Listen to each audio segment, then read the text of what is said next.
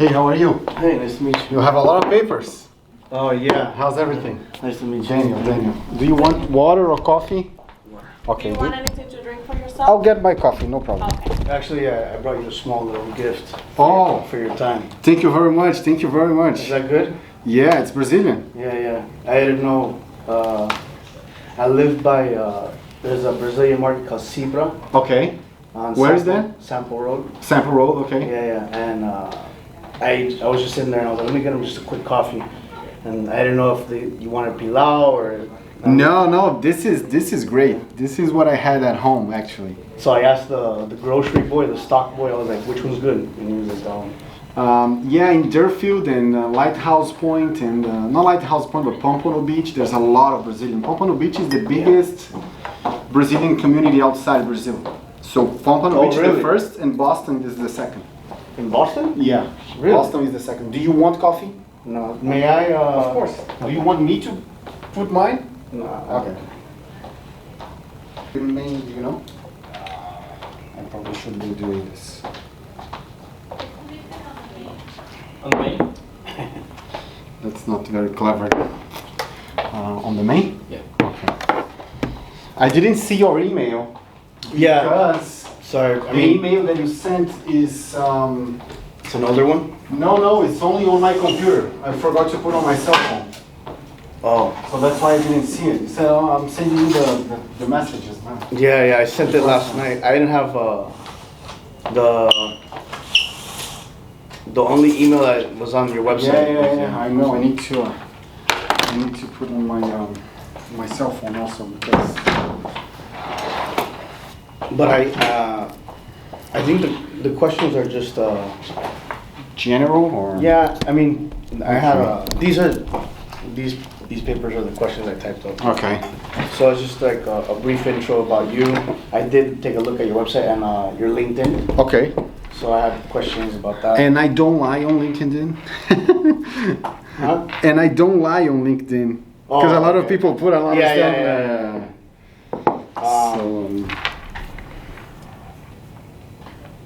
But I don't want you to think like like I'm a crazy dude. And No. I have questions because mostly I come from a sales background. Okay. And I grew up in a single parent home. So, Okay. whatever mother told me was what I had to study, and I kind of regret that now. Now I finally figured out what I want to do. Yeah, but don't regret because she spoke from her experience. Exactly. Yeah. So Okay. Conference room. I studied environmental science, and then Environmental science. yeah, and then sustainability. But Cool. but after I read Rich Dad Poor Dad. Okay. which was written. The concept is good, but it was written like in a different economic environment. It was before the crash in 08. So, like he said, just leverage how much you want, how much you can, and buy houses and get the rent and everything. So you still can do that, but not in the same sense that he put on the book. Talk to me at Jevaux. I know the markets. They changed. Yeah. And we live in a changing world. Yeah. But after I read that, I was like, I need to learn sales. I need to learn sales and a little bit of accounting and marketing. So I come from a heavy sales background. Okay. I had 4 years of sales. I was a 24-hour fitness and personal trainer, and got promoted to assistant sales manager, and then a corporate sales trainer at AT&T, business to business. Business to business also. Yeah, but I lack the financial. I'm on the other side. I'm always was in the back office. Of AT&T? No, of companies in general. Okay. I was like, when I started, I was working in the financial department. That's where I got into investment of credit union in Brazil. Mm-hmm. Is it a fixed income analyst job? Yes. That's the one. I entered in college in 2003 to 2003. Mm-hmm. And I think it was 2003, 2004, I started working on that company. And what that company did, it was a credit union, but it wasn't the branch. So our job was not like lending money. Our job, the way that credit unions work in Brazil, I don't know how it works here. You have what we call a central unit, and under the central unit you have the branches. So the branches collect money and loan money every single day. Okay. So in the end of the day, most of the times they have more money in their pockets because they collected more money from deposits and everything than they lent. Yeah. So what we did in the central was collecting everybody's balance in the end of the day and applying that or investing that in the financial market. So What asset classes? Fixed income. Fixed income. So What is? That's why. oh, fixed income is bonds, corporate bonds, and government bonds. Yeah, in Brazil, government bonds at that time, 2004, were paying like 12% per year, 13% per year. That's high. That's like, it's not the highest. When we were changing currency in 94 to 95, it was 50%.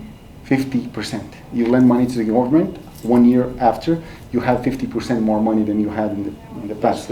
And the government was doing that because Brazil lack of international confidence, and they need to pay high interest. So U.S. investor, European investor, Asian investor put money on Brazil so Brazil could start growing again. Yeah. So the only way the government could do that, look, lend me your money, I'll pay 50% interest, but I'm going to invest in my country. So that's what the government did. And right now we are in all-time lows, 2.25, if I'm not mistaken. So we went from 50, and that was going down until 8, and then we went up again into almost 18% 5 years ago. Really? Yeah, And then we're back down? now we are in 2.2. So That's Bolsonaro. yeah, but, well. We know how politics work, right? I'm from Peru, by the way. Economy in Brazil, it's collapsed. Really? So the problem with lowering the interest rates is you put too much money on the market, you cause inflation, usually. But since Brazil's economy, it's not very good, it's not causing inflation because the money is not actually going to people's pocket in terms of salary and everything else. The interests are just low because company needs to refinance their debt and the government needs to refinance the debt. We are not seeing the improvements on investment side and consumption side yet. So Really? Bolsonaro brought the interest rates down. Yes, Bolsonaro did, and he managed to do that because of the crisis and because also the government withheld or stopped spending too much money. Because economy has 3 pillars. Investment, it's what all the companies put in building buildings and building factories and everything, so that's one side of it. We have consumption, everything that you and I go to the stores and buy it. You have actually 4 pillars, what the government expends, and you have the difference between import and export, everything that you sell or buy to the rest of the world. So Import, export, government spending, consumption, what we call family consumption, and investment. So that's the 4 pillars. So that's what we call the 4 pillars of economics, and we need to balance that so we don't have inflation. So what happened in Brazil before was Brazil would reduce the interest rates. So by reducing the interest rates, you raise the consumption because look, if I'm not paying you anything to keep your money on the bank, what you're going to do? take money out. You take money out, either you're going to spend or you're going to invest. Yeah. So you boost the demand side on the consumption mostly, and consumption is easier than investment. If I decide to build a building, it will take 5 to 6 years. If I decide to buy this mug right now or a car, it will take me 5 minutes. So when you cause that imbalance of supply and demand, you cause inflation because there's too much money in the market. So what Brazil was doing was, Brazil when Dilma, which was the predecessor of Bolsonaro, when she lowered the interest rates from, I guess, was 15 or 14 to 8, like that. She caused three things. Number one, consumption was very high. Number two, investment was very high. But number three, because it was a left government, the government expenditure was too high. Really? Was it more than? So so the inflation went like this. Poof. So they had to, when the new guy, because she was impeached, the new guy took place. What was his name? I forgot his name. There was someone before Bolsonaro? Yes, because it was the vice president, because she was impeached. Right. Okay. On the second term, she was impeached. He brought the interest rates from 8, if I'm not mistaken, to 16 or 17, because he needed to control inflation. So once the inflation was controlled, and because the interest rates were high and the investment was low and the government had to stop spending money, the economy in Brazil went like this. Imagine you are there spending your money, and one day the government said, okay, the interest rate's not 8 anymore, it's now 16. What you're going to do? Okay, I'm going to spend less because it's better to invest. And the company would say the same thing. Why am I going to build a building, take all the risk? If I lend the money to the government, by the end of the year, they are going to pay me 15%. So then they freeze the economy, and the economy is stuck. Yeah. And we had coronavirus, which made it even worse. So. Bolsonaro came after coronavirus? Before, 1 year before. Right, 1 year. 1 year before. Exactly 1 year before. Yeah. So I don't know what we were talking about this, but no, that's really cool. That's really cool. So no, I was talking about that because you were saying you have a lot of experience on the sales side, and I have a lot of experience on the back end. Yeah. And when I had my investment company in Brazil, I was the one who was Soma? doing. No, before that was another one called Bravo and Saber Investir, which they were a stock brokerage company. Okay. Right after I left the credit union, but I was more focused on. Because I'm an economist, make projections and presentations and strategies and whatever the brokers had to have as tools to talk to the clients. Right. So you monitor and assess exactly. The same thing when I went to Soma. The same thing when I went to work with the construction company in Brazil before I moved here. And when I moved here, then I saw myself on the sales side. And in the last 5 years, that's what I'm basically learning. So how can I help you? What's your goals? What's your goals, and how can I help you? If I may share. Of course. If there's anything confidential, I will just cut out of the content. I'll just and may I record it? Of course, I can send you everything. Okay, cool. It's really exciting because you're first generation, right? You were born in Brazil? Yes. I'm second generation. My parents are from Peru. Okay. Yeah. So it's exciting to see, people from South America, have some degree of success here. But I'm 28, right? A little late, but I finally realized, I didn't know what I really wanted to do until I started really getting. I knew I wanted to get into real estate because I feel like it's the most solid way of preserving wealth. It's one of the most. Where you have the most control. Yeah. It might not be liquid, but. Yeah. It's. I don't know at which level you have control, because right now it's something different. It doesn't matter in what segment you are. You were affected by the COVID. Right. So you have no control. Because there was a stop of everything. I have no control of that. But I think the correct real estate it can provide you, because when you do investment, basically you have two ways to make money.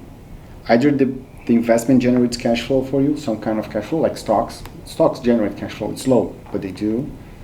Or in valuation. And real estate can be very good on cash flow, can be very good in cash flow. Right now, condos in Miami, they are not good because they are just paying for your expenses, but at least you're not underwater. But they can take a long time for appreciation, but they will happen. Yeah. Here in the US, I think the average is 3% over inflation. 3% over inflation. So over how long? In the last since 1975, Oh, more or less. That's good. You said 3% over inflation. Over inflation. Inflation is what? 2%. More or less, yes. Yeah. Average, yes. Yeah. So you take. I actually put a video yesterday about some kind of this on YouTube. You take the SP 500 in the last 80 years.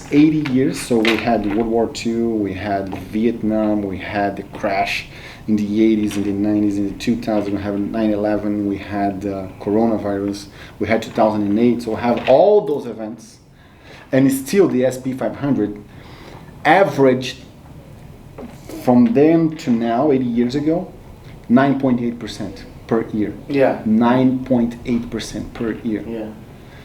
Growth. Yes. So growth. yeah. So compounded, that's a lot of money. Yeah. And the video that I did on the other day was comparing people and that's because someone asked me that question. He has a mortgage, and he has the money to pay off the mortgage. What should he do? No. I told him, look, if you pay your mortgage, you're saving 3% on your interest, because you're not going to pay that interest over 30 years. Yeah. And you're only making on your asset 3% per year, because that's how much real estate grow in the long run. The appreciation. Yeah. If you put on the stock market and you don't trade, just buy the index, the average is going to be 9.8. So in 30 years, of course we cannot predict the future, but in the same sense, in 30 years that $100,000 would become 1.6 million because it's compounded. Yeah. So if he would pay off his mortgage, his $100,000 home might appreciate. It would be 272 or 262, something like that, in the same period of 30 years. Yeah. So the capital gains is more on the mutual funds. Exactly. And So, but I understand that the stock market has oscillations and is volatile. Sometimes, like in a moment like now, that you need the money for on one side is liquid, but on the other side you're going to take out when the market is dipping and you're going to lose a lot of money. So there's not a one size fits all. Yeah. That's why we do a portfolio of investment with assets. Yeah. In a lot of places. I always said that I have a client coming from Brazil, and I told him, look, before you do anything risky, just buy property that generate the cash flow for you to pay your expenses here. Yeah. And that's what he's doing. He bought 7 properties this year from those properties that we have in Baltimore that had those returns, so it's very cheap. In Baltimore? In Baltimore, yeah. Really? The highest yield in America is Baltimore. Really? Yeah. So he bought 7.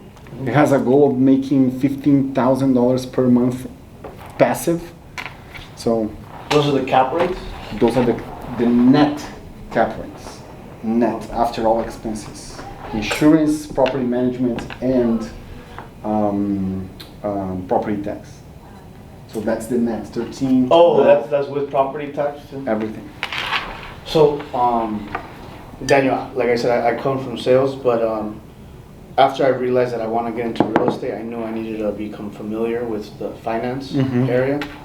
So I don't have a degree in finance, and I think it's too expensive to go back to school. You know. And you don't need everything that they teach you in school. You can find in books. Yeah.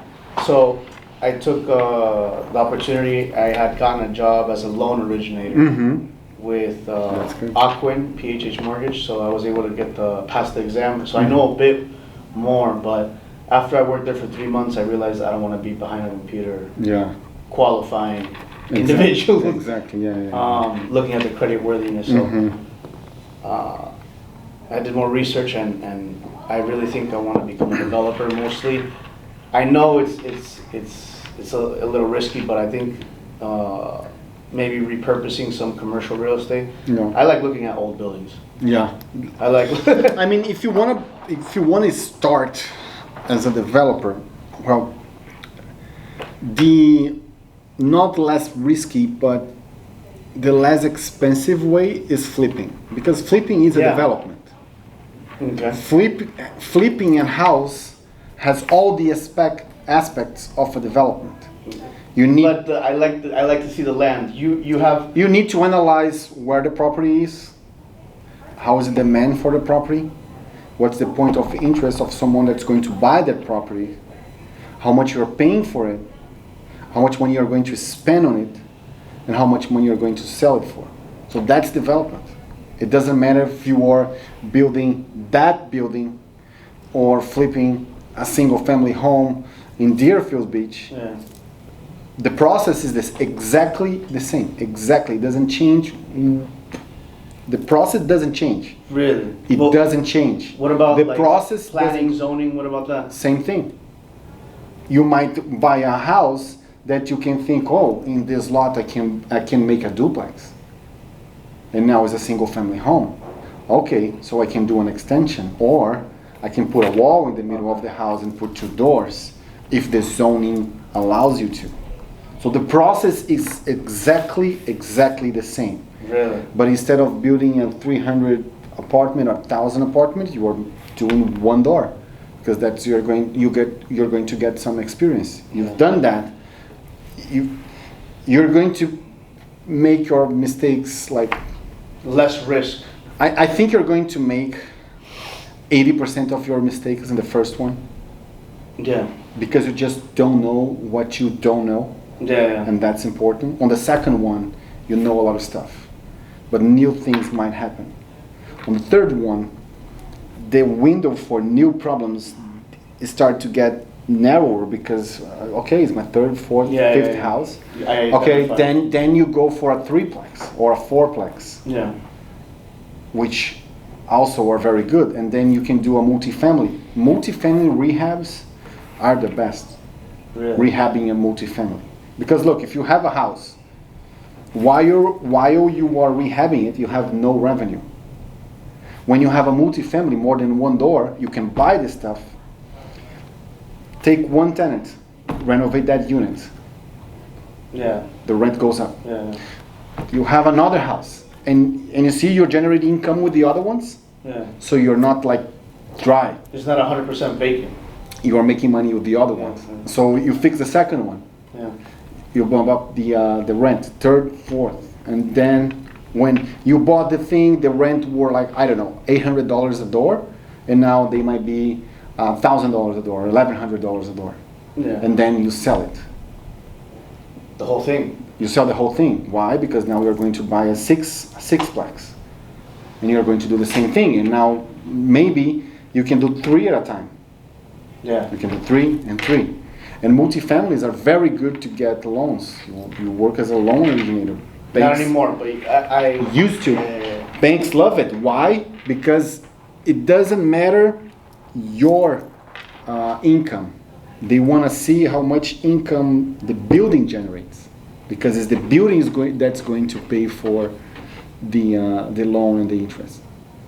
And when you do a construction loan or a rehab loan for those kind of properties, it's interest only. You're not paying the principal during the rehab. Those are interest only loans? Interest only loans. Wow. Like 2, 3, 4, 5%, 6. Worst case scenario, go to a private lender, 8. So you only pay the interest while it's building. Exactly. You just gotta make sure they build. Yeah, you need to do it, and they will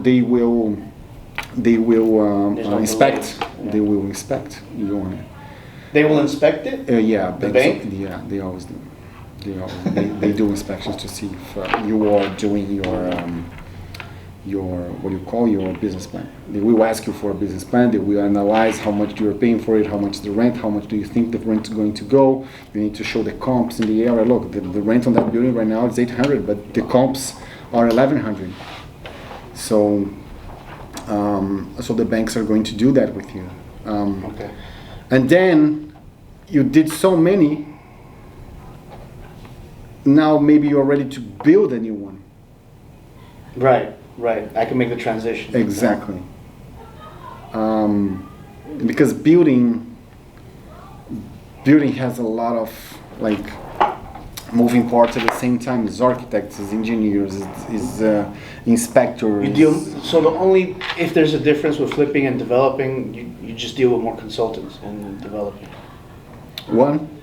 If there is a difference in flipping and developing versus developing, the only difference would be that there you deal as a developer with more consultants in developing. Yeah. And I think Right. building, it takes too much time. For like when I came here, I didn't know the market. I studied the market for a few times, and in Brazil they like to build stuff, and my investors were Brazilian. It was easier to convince them to build than to renovate, but rehabbing multifamily, a 20-unit multifamily is much better than building a 20-unit multifamily. Why do you believe that? Because to build a multifamily, I need to buy the land, do the projects, and approve it.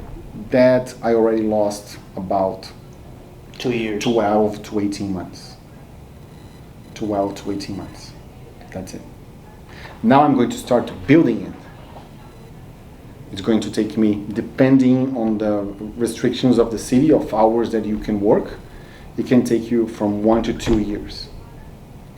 So now I have 3.5 years. The city restricts how many hours you can work. Yeah, like in Bay Harbor where I built my building, we Yeah, can well, only they have work by trust. Yes, That's what we could only work from 8 to 5, Monday through Friday, no holidays. That's in Hollywood or in Hollandale? In Bay Harbor, in Dade County. Okay, yeah. In Sunny Isles, with just Yeah, because that's right next to Ball Harbor. Sorry, I'm just... Sunny Isles, you can do, if it's not 24/7, it's from 5 a.m. to 10 p.m. I don't know what it is. Oh, really? So Mills, which is a big building on the water, it started after my small 7-floor building and finished before. And they have Wow, really? I don't know if it's 40 or 60 floors. Why? Because they can work more hours. It started after you started your building, and it finished before you were finished. Yeah. Wow. Because of our decision. So, from buying the land to building the building, finish, getting the CEO and everything, 3 years. Time. If you are renovating, you're going to take 8 to 7 months to renovate and make money. If it's not a completely trash building, during the construction period, you can still have half of it vacant and half of it Are you occupied. recording? Do you want to? I'm recording everything. I just wanted to get to know each other real quick before we start. But I think this is going to be a good talk. I don't want to take much of your time, you know. No, I'm okay. Until midday, I'm okay. I'm just going to go over, you know, we already spoke a little bit about yourself, but, you know, for video purposes and whatnot, I'm just going to go over some intro questions. Okay. The ones that you have here? Yeah. Okay. We've already spoke a little bit, but yeah. Yeah, I major in economics. I do not have a master or PhD. I did an MBA, which is a master. Oh, really? Yeah, it's an MBA. It's not like a master degree, but it's a specialization Right. in investment management. Okay. That was the topic. And Yeah. those classes were mostly focused on finance? Yeah. Okay. Mostly finance, 100% finance, corporate finance, and This is back in Brazil? back in Brazil. Yes. Yeah. Here I didn't do any college-related course. Yeah. And then I saw you were working as a fixed income analyst during that time?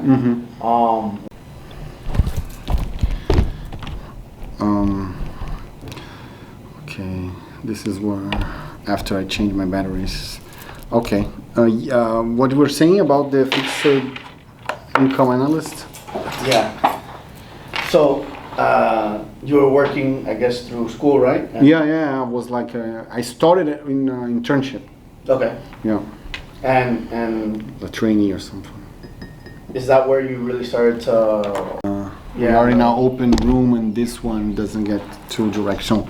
So Yes, I mean, college is nice, but college only teach you the theory. And you can't learn to drive by reading a book.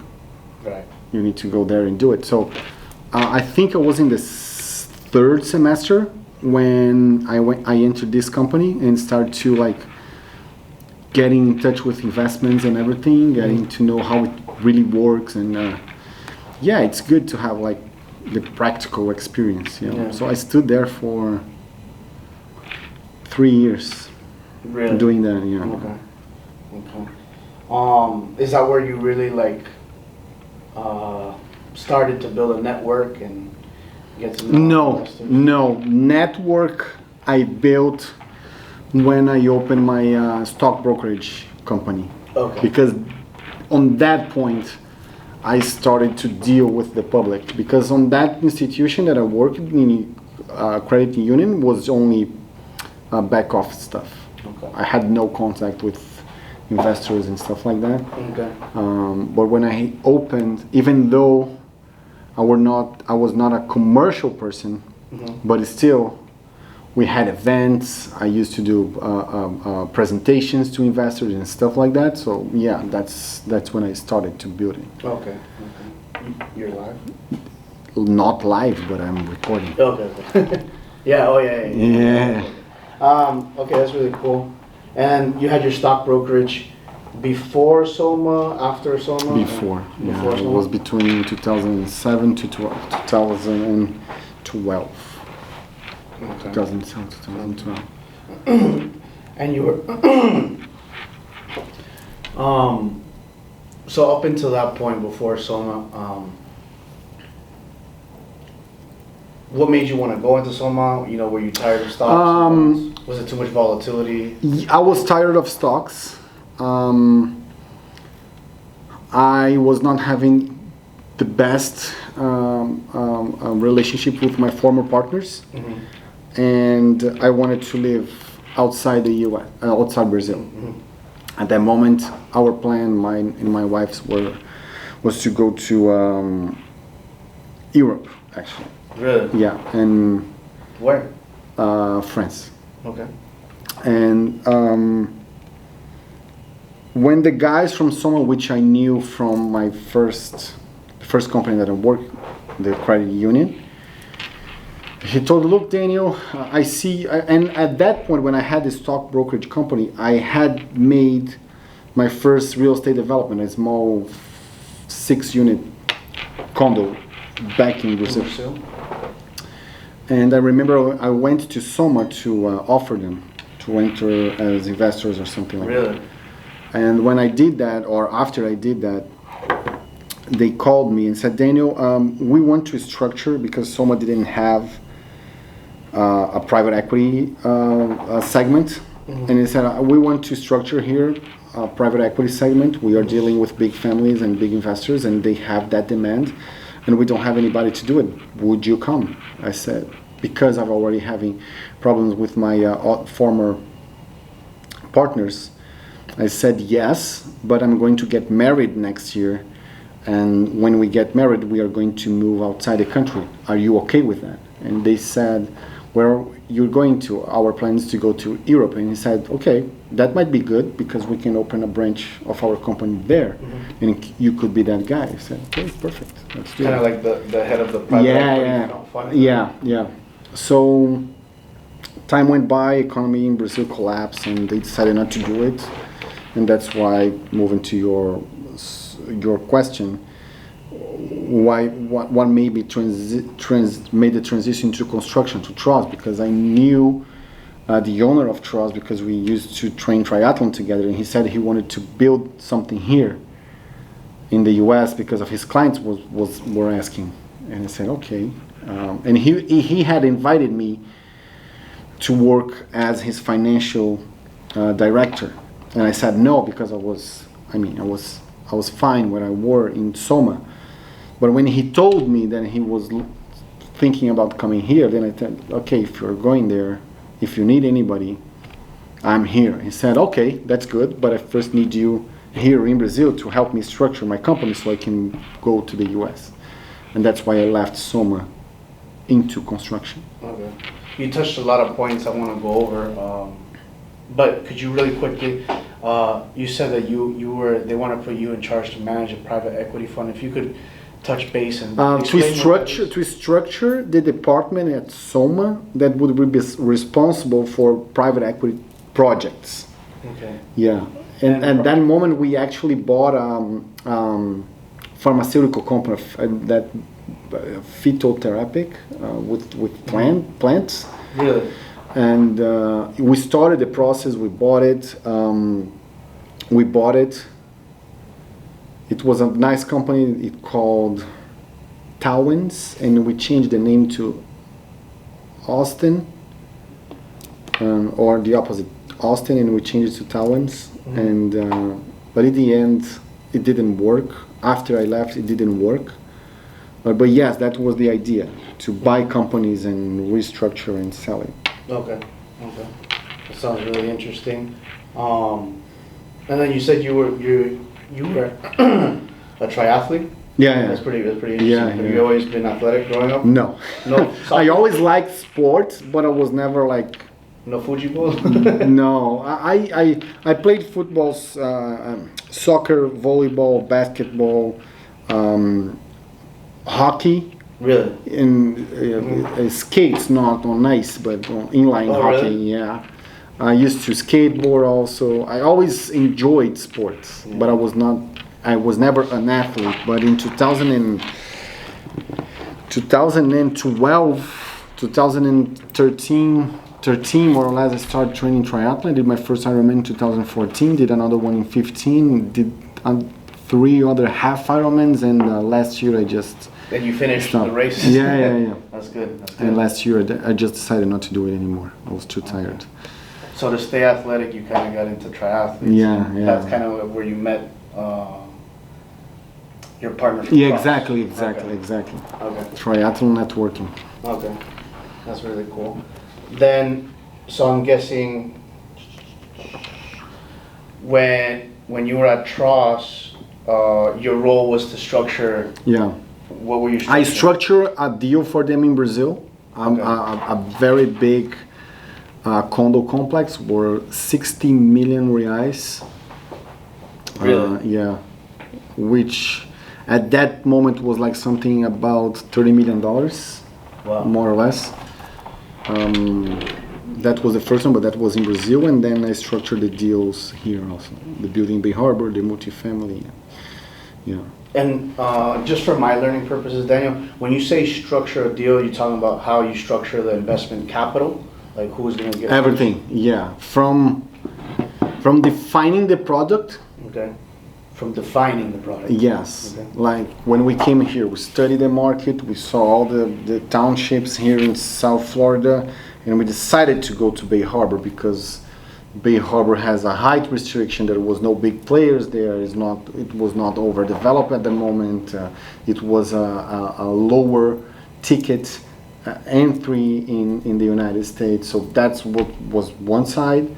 The area is very good. The school is near the beach, near Bal Harbor, it's near Surfside, it's close to Biscayne Boulevard. So it was that kind of a thing.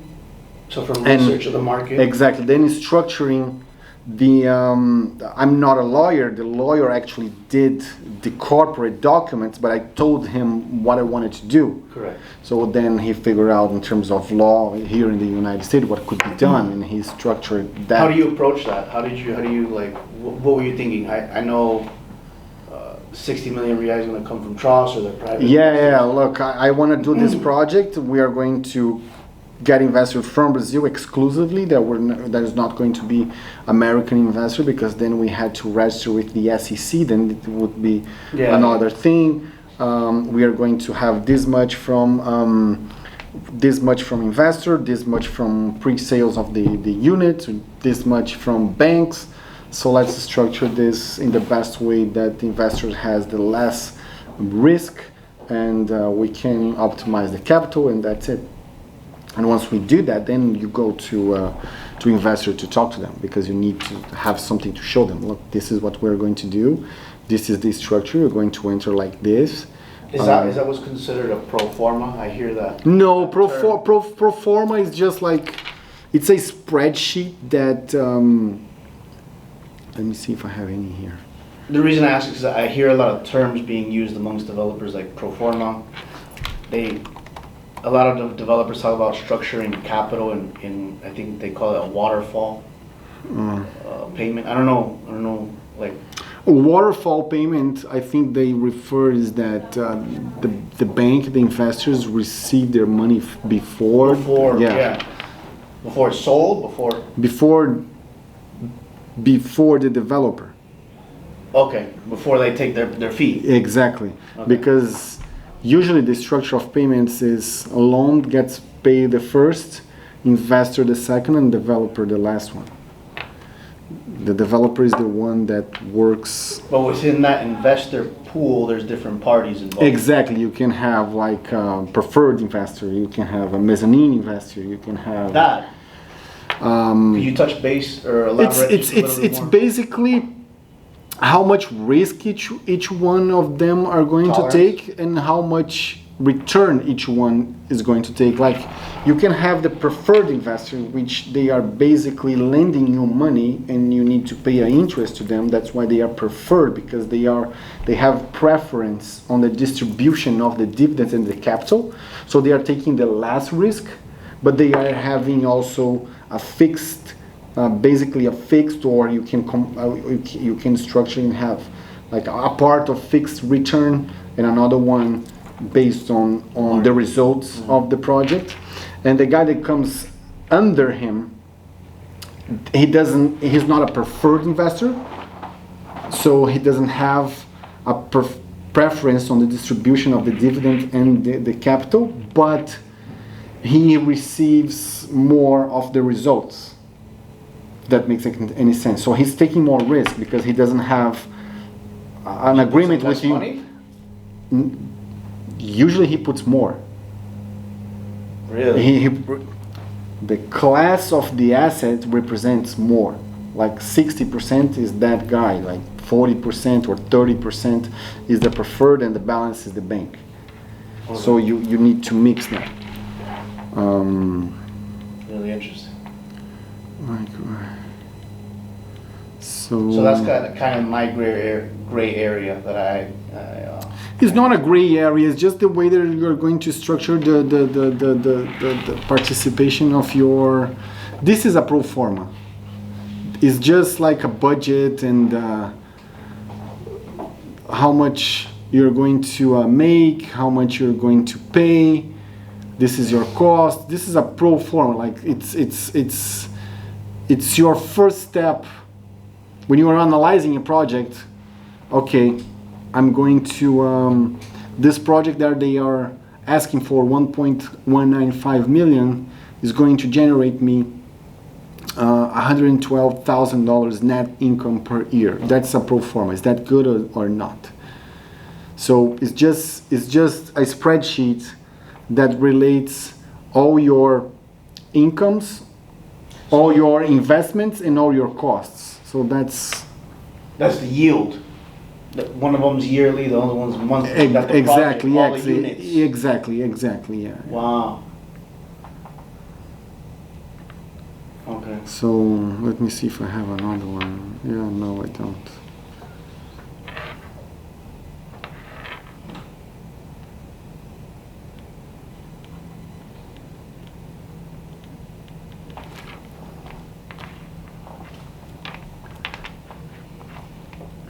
And quick question, Argentum Capital was your stockbrokers? No, Argentum Capital was after Tross in Brazil bankrupt. They left the company here, and then me and my partners, we opened another one called Argentum Capital. Okay. And then before I actually dive into that, could you really briefly outline what a project would look like? In terms of? Like, when you envision a project or you want to do a project, do you look for the land first? Do you go to the city for zoning? Do you talk to your investors first? And that's something tricky, but because do your investors approach you first? What typically happens? Yeah. I know you already had a couple of banks. Is there something common that's always happened first? If you have like track record in your money and a history of developing, the project you want to do comes first. Meaning, you are going to say, because you already have the knowledge, you already have the research, and you said, okay, building a building here in Brickell is good. I think if we buy that lot or that building, tear it down and build a new one, it's going to be good. You can run the numbers and everything, and then you approach the investors. But you only can do that because you don't have the land. You didn't buy the land. The land's there. You're just trying to figure out, or you're just speculating, or you're just making a pro forma of what you could do that, and then you approach the investors. But the investors are only going to trust you because if you have reputation, track record. Okay, how do you know that's possible? Have you done before? How do you know that the cost is going to be that? How do you know that this is the kind of product, it's a 1 bedroom, 2 bedroom, 3 bedrooms, that's good to be built here? So they are going to ask you for that. But when you are starting, usually the other way around comes. The investor said, like, I get approached a lot by people in Brazil, and you might get a lot of people from Peru saying, Daniel, I would like to, I have this lady from Brazil. Daniel would like to do a rehab of a small hotel. So she gave me what she wants to do. Right. And now it's my job to find one that is doable. Identify an opportunity. Exactly. Exactly. So I'm searching a project that we could actually buy underpriced because the condition is terrible, that we could buy, put money, make it worth more, and she would have gains coming from the income that she's generating as a hotel or whatever, or if it's rental community or whatever it is, and that's determined here in the or and by selling it in the future. So there is not like a most common answer between what comes first, or if you are doing your numbers and you can, I don't know, get information from whatever, like, I don't know, try doing 1 flip, 2 flips by yourself, then you can talk to an investor. Look, I already did 3 by myself. If I had more money, I could do the 3 again, but at the same time, not in 1.5 year apart. Right. Because I bought one, renovated, sold it. Then I bought another one, renovated, and sold it. And then you do more, and then you do the 3rd, the 4th, the 5th, and then you keep growing. That's how you build your reputation. But the first one is always so let me ask you this, Daniel. The most difficult.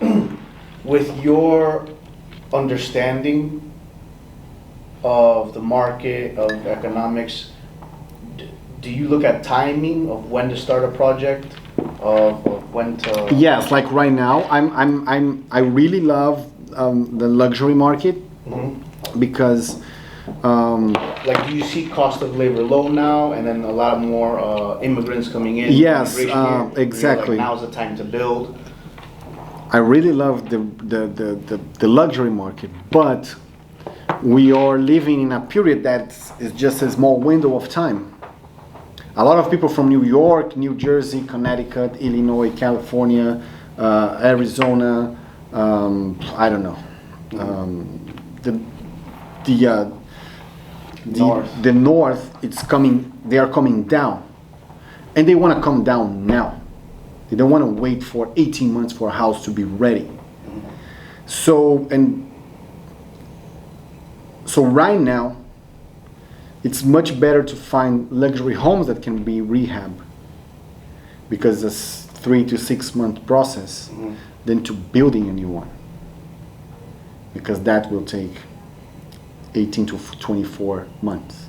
And the guy in New York want to leave his apartment today. So And it's adjusting. Yeah. It's adjusting. You know, and the lower end also. Now, is that a seasonal thing, or is that a big market trend? You know, also does politics play a role? It was already a market trend because of mostly because of tax purposes. A lot of people were already moving down, but they had the time to come here, see that they don't like anything. Okay, let me build one. And right now, COVID hit, and they don't want to share their elevator, they don't want to share their hallways, they don't want to share the gym in the building that in the first place couldn't be used, they don't want to share the pool, they don't want to share anymore. This concept that we were living, or share everything, share your car, share your apartment, that's done. You think so? For the next 5 to 10 years, yes, because it's recent. Because it's recent. The share living, who wants to share anything Uber right pool, now? all that You can only have 2 people in the elevator here. How are we going to share an apartment? Until this Corona, okay. So it's a market change. It's a market shift. What I think is going to happen now, it's the new development. The units will have more space for a home office because people are going to work from home. Instead of having 3 bedrooms, they're going to have 2 bedrooms and a nice home office.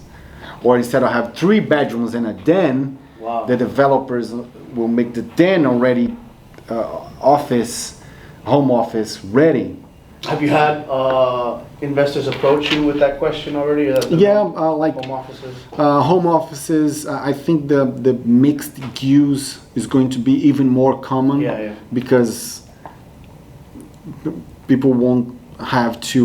Number one, we are going to see people going to their office less time than they used before, and if they have to do that, they would like to do something that they could walk and just come back home. So I think that's yes, but the shared thing, I think that's going to, because of the coronavirus, people are going to share less.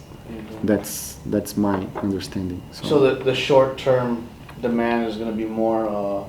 They want more flexibility, work from home. Exactly. Okay. That's why a lot of people here in Miami want to move from apartments to houses. So whenever anyone asks me, how is the market? It depends on what you're trying to do. Are you trying to sell a condo? Yes, so you're screwed because there are 16,000 units for sale in Miami. You are trying to buy a house, you're not very lucky also because there's no supply, right? There's no supply. So either you're going to buy a shitty thing or you're going to pay a lot of money for it. Overpriced because there's no. Wow. The 300 to 600 is like this. Entered in a good area. There's nothing under 300. Exactly. There's nothing under 300.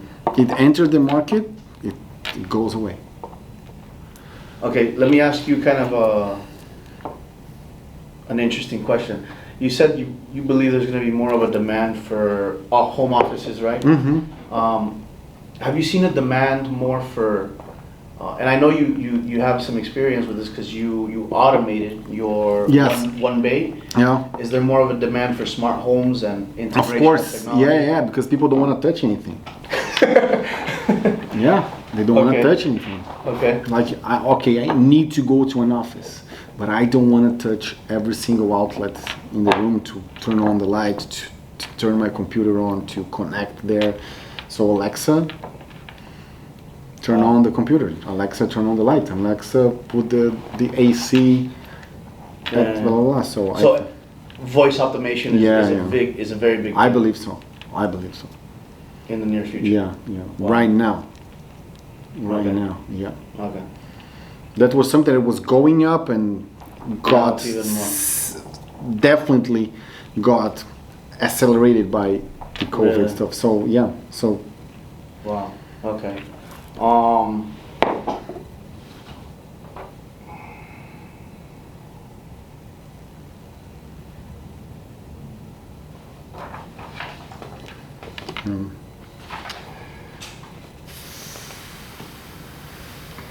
I need to wrap up. What else can I what else can I help you with?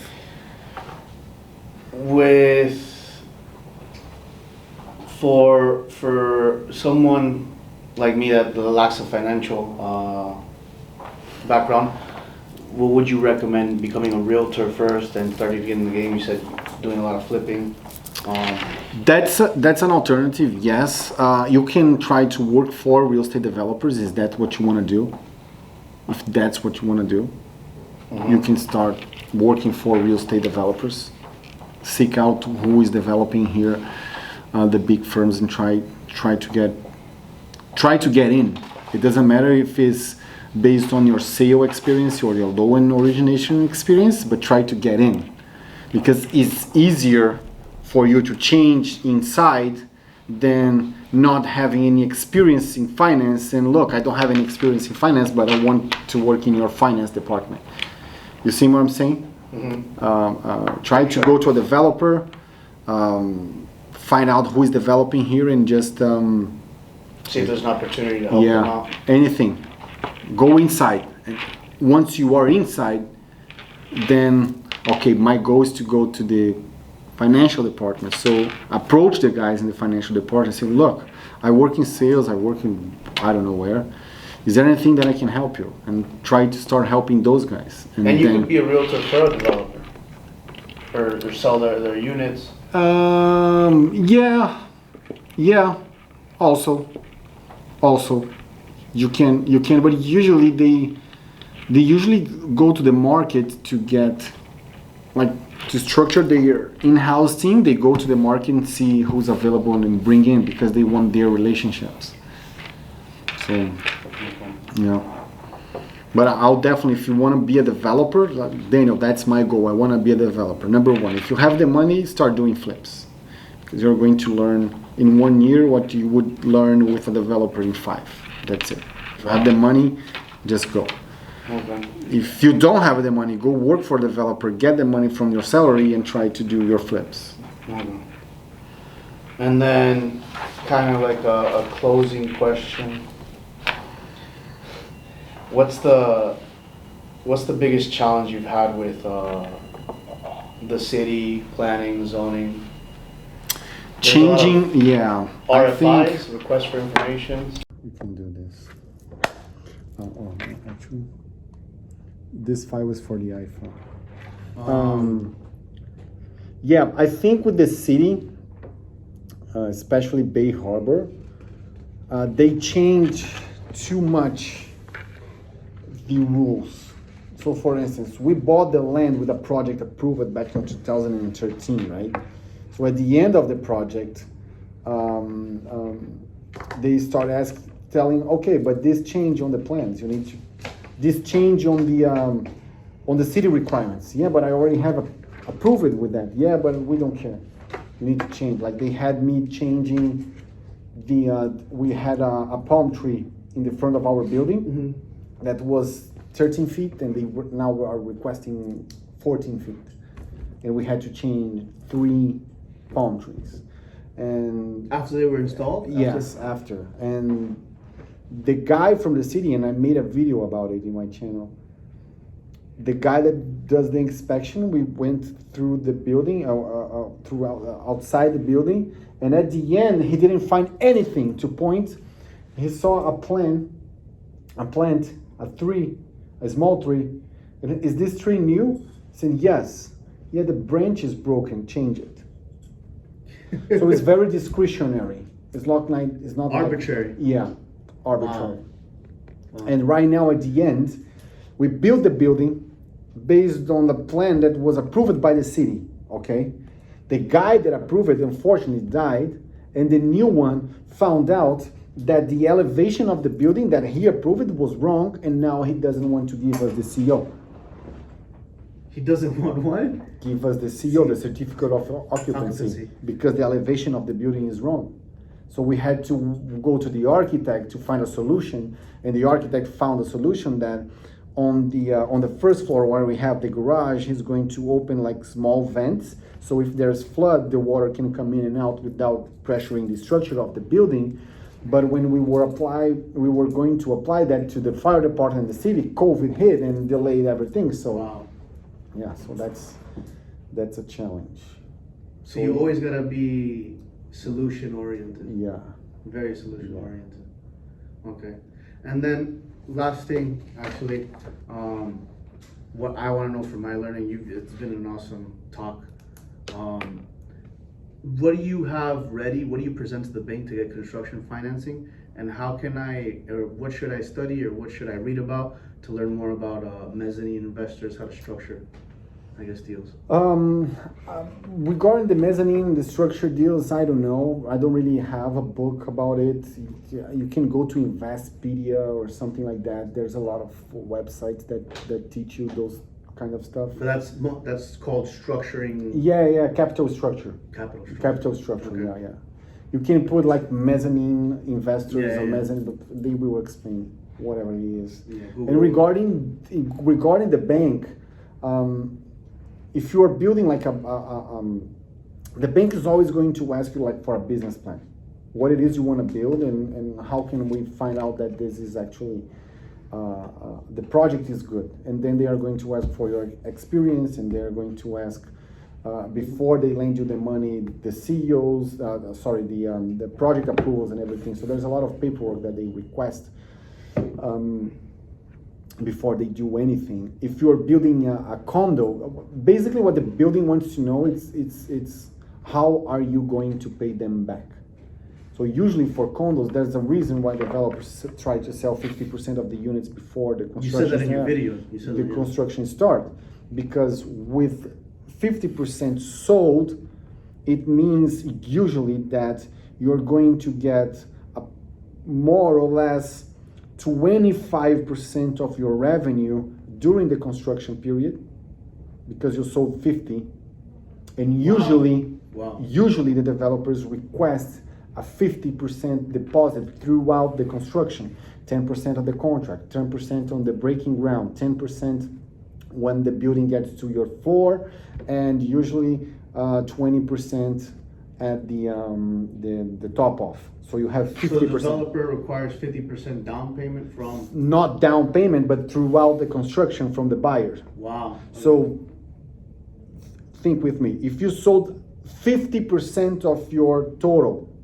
before construction, and you are collecting from that people 50% of the value, you have 25% of your revenue during the construction. Yeah. And usually you already have your money to pay back. You already have your land paid, and the project, all the project structure, projects approval, planning, blah, blah, blah, approved and paid. So you only have to pay for the construction. So what the bank does is, okay, how much money for the construction you need? Oh, I need $4 million.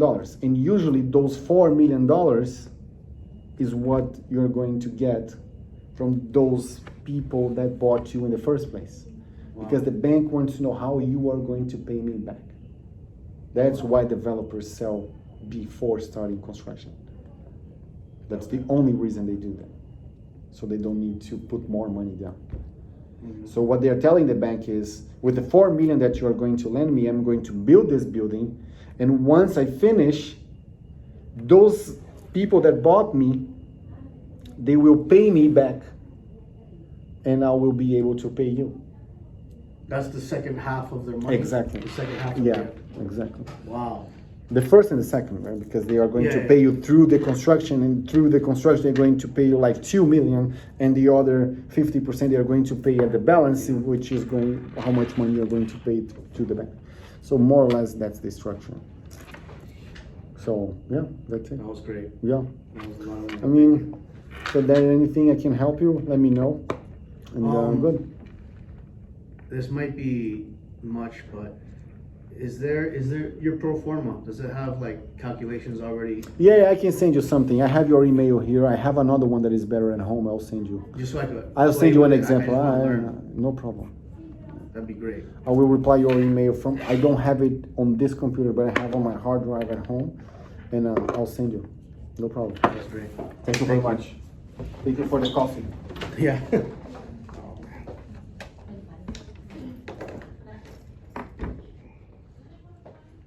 Yeah, I can send you that stuff also so you can hear everything again.